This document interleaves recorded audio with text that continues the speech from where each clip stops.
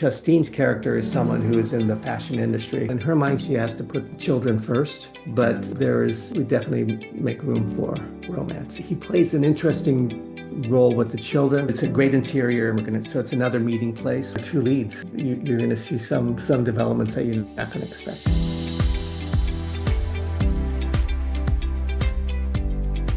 Hi, everyone. Welcome to the Heart in Motion podcast. I'm so excited to welcome back to the podcast, Alfonso Moreno. How are you doing, Alfonso?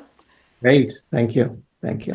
Thanks so much for coming back. We're so excited that When Hope Calls Brookfield is going to be premiering this week. Thursday, we're going to see the first episode if you're watching Great American Pure Flix, and then you can catch it Sunday night on Great American Family at 8/7 Central. We are now in what we'll call season 3. Is that what we're going with? We're going with season 3. Yeah. Okay, perfect. So one thing that we learned last season is the way that When Hope Calls, kind of with the way we shuffled the story, is you could really come into last season and you could start fresh, and there would be a story that didn't require a lot of backstory. Would you say that this is a season where we are building on the previous? We need to go back and kind of build a little bit of that history before we dig into this new season? Yes, I think it would be really helpful to see season 2 because season 2 ends on a cliffhanger, and season 3 starts the very next day. So Okay. it's almost a continuation of what just happened at the end of season 2. Okay, so So one day later, and there were several cliffhangers. So I'm yeah, excited to talk about those. Were you able to have the same writers, directors back this season? I had the same writers. I had one of the same directors, but based on availability and other things, we had 2 new directors coming. Okay, awesome.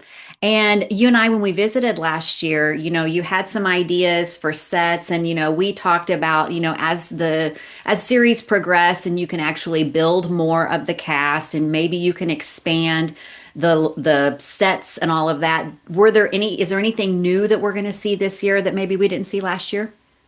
Yeah, we're going to see Debbie's Pastry is going to open up her interior.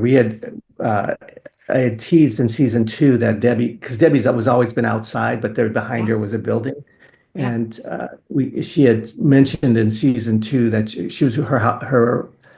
her pastry shop was under renovation. So in season 3, now we open it up and we have a nice grand opening, and that's going to create stories for us.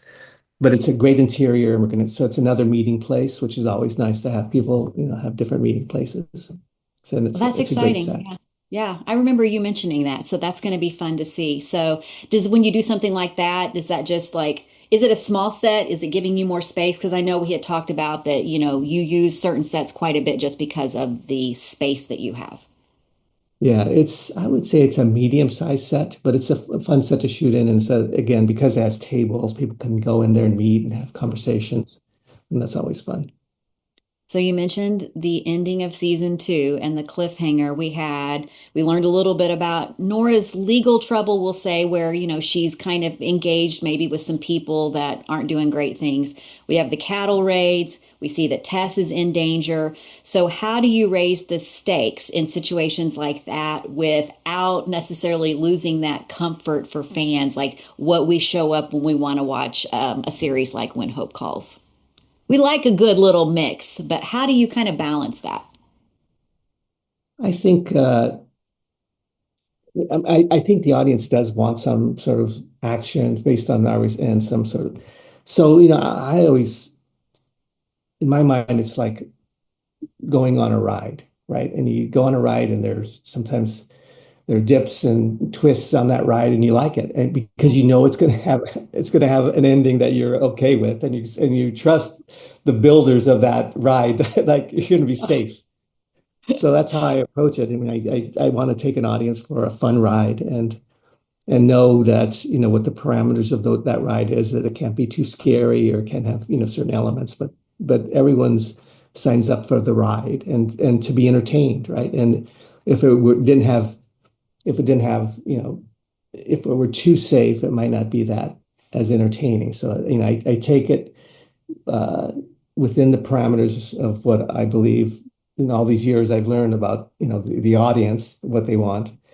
And, I sort of ride within those guardrails. Fantastic. Yeah. And you and I talked before we got to some big Mountie action at the end of season two. And you prepared us that it was going to be some of the most intense Mountie action that you have written ever. And you did not disappoint. Loved those moments. I mean, and it went on for quite a while and it just kept going and loved it so much. Is that something that we can expect to see more of this season? There's some good Mountie action in this series in this season. Not like that kind of huge kind of like thing that we Yeah. did in season two.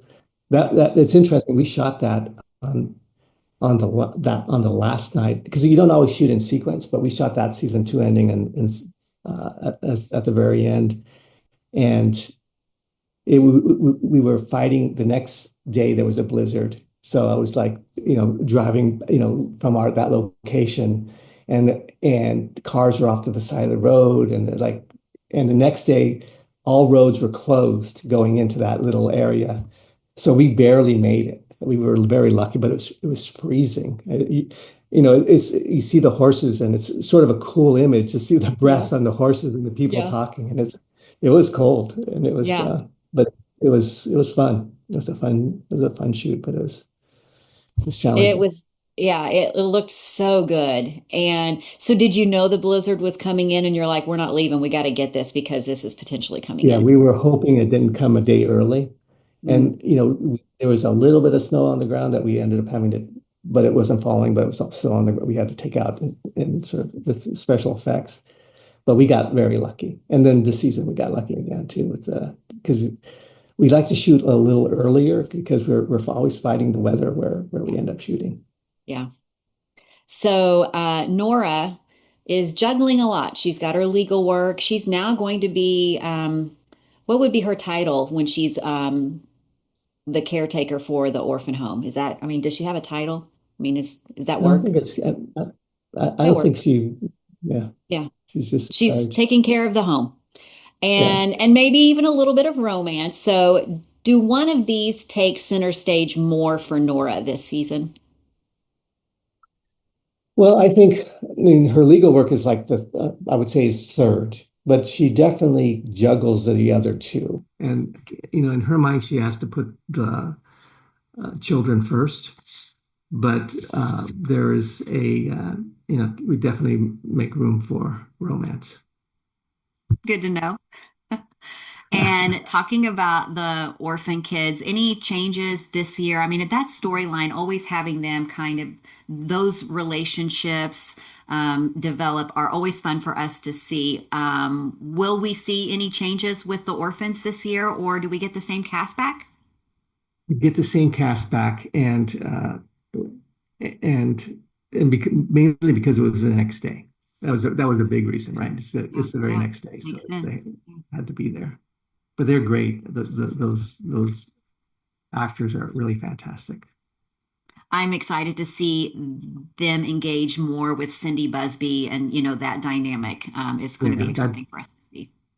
that relationship deepens, right? Because season two is she's getting her feet wet and really, and it's still I really like that dynamic of with season one it was these sisters who had gone through orphanages and what they bring, and and they brought a world of experience and had their, but then now what Nora brings is sort of the exact polar opposite, right? It's that she had no experience and she has to figure it out as she goes, and both I think are really interesting dramatically. It's going to be fun to watch that dynamic for sure. We have seen some teases where we have some new characters coming to Brookfield this season. So, what led to that expanding world of Brookfield? We know, for example, that like Jillian Murray, she's coming in. So, talk a little bit about expanding that world of cast. Because this is the When Hope Calls franchises, romance takes center stage, and we have this other Mountie who's strapping, good-looking guy, Trevor Donovan, and it's like, well, it seems natural to. Oops. And Yeah. I love the fact that he always gave our Mountie a, a difficult time about having a relationship. So there's just a lot of fun to put him in a position where our Mountie can sort of turn the tables on him. Okay, so how do we have more than one Mountie in Brookfield this season? We have it because Trevor's character is the Mountie in a different town, nearby town, Clearwater. So he comes into town when he needs, like, our Mountie. Chris called him when he needed, Trevor's help, and now Trevor's going to Okay. end up coming to Chris when he needs his help. So it's sort of this, whenever they need each other's help, they come together. Okay. So Justine Marcel, is that Jillian's character? Is that how you, excuse Yes. me, is that how you say it? Yeah. All right. She's already Yeah. being described as an entrepreneur. She's an investor. What else can you share about her role in the story this season?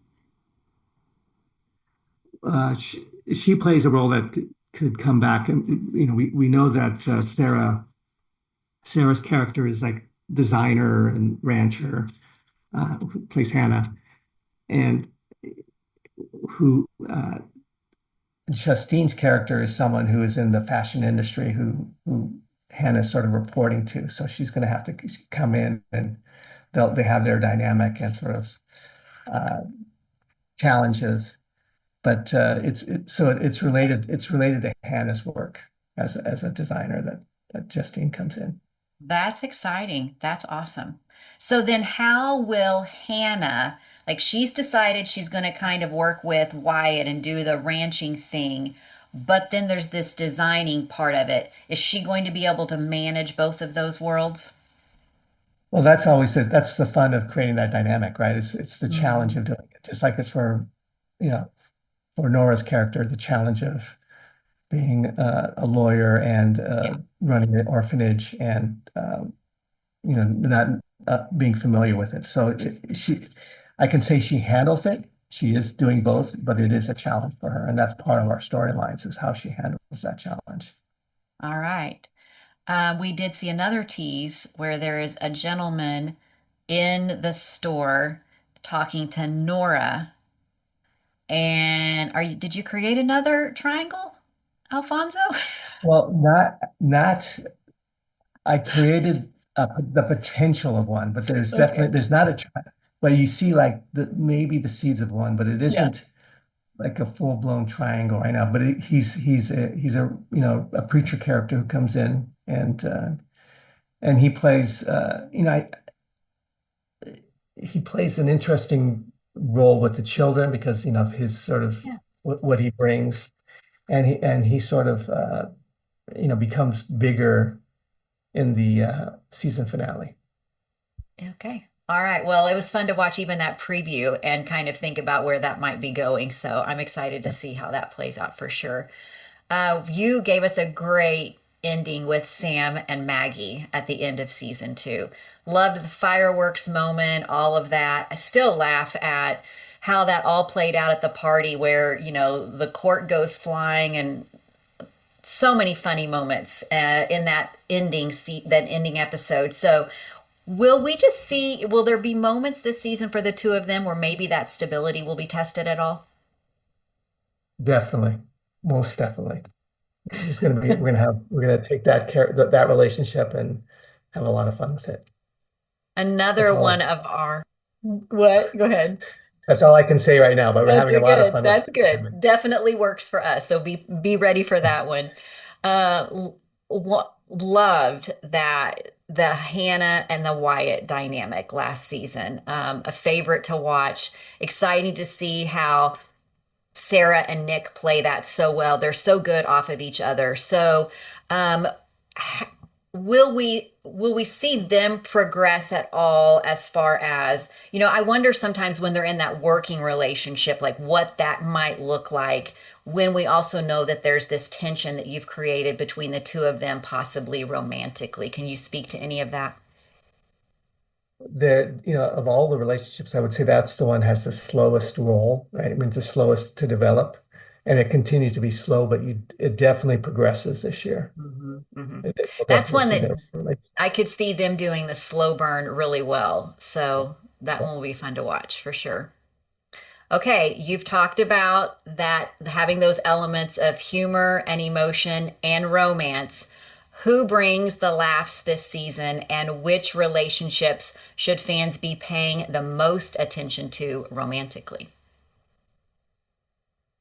I mean, honestly, all the humor, there's a big storylines that sort of carries on between Sam and our Neil Crony, Ronnie Stewart character. I think that that storyline, that big arc is going to bring a lot of good humor in it.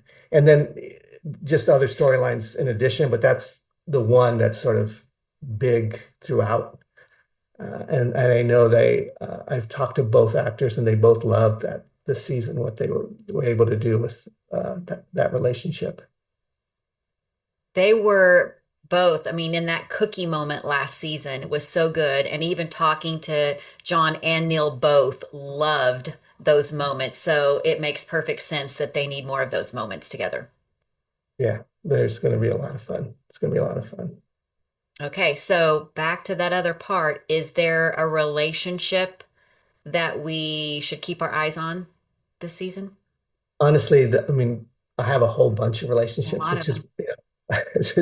and I would just say uh, I'm partial to all of them, so it's hard just for me to say. But there's just when you think about all of our relationships, Hannah and Nick, and you know the our They all bring a Mountie and different thing to the mix, right? they all bring something Romantic or different. not romantic, is there a relationship that may evolve in a way that fans don't necessarily expect? I think that our two leads are you're going to see some big some developments that you're not going to expect between our Okay, Mountie and our and our Nora character. we'll be That's watching. good. Do Yeah. you have an episode that you need to prepare us for now that you think we're going to be talking a lot about? Um, Not that they're not Honestly, I all going to hope be great. I know that's what I'm going to say. I think we end big. I think we end with a big emotional storyline that will have people talking. Okay, it's exciting. Alfonso, you're getting me really excited for the season. Okay, so we premiere this week, whether we're watching on Great American Family, whether we're watching on PureFlix, even GFam. I know several people are using GFam Plus as a way to watch this series. Give us three words to describe the first episode. Um, I have to give you four. You It's can you can give me humor, 10. emotion, romance, action. Those are the three words. Nice. Thanks for throwing in the action. That's good. I love it. Well, Alfonso, thank you so much for taking the time to talk about When Hope Calls Brookfield. We're so excited that this series is back on Great American. Love these characters, love this story, excited to see where it goes this season. Always, thanks so much for joining me. And for anybody that's watching right now, take the time right now, get season two, get it ready to go so you can go back and see what happened in season two so that you're ready to go for season three. Thanks again so much, Alfonso. Thank you. All Bye. right, bye bye.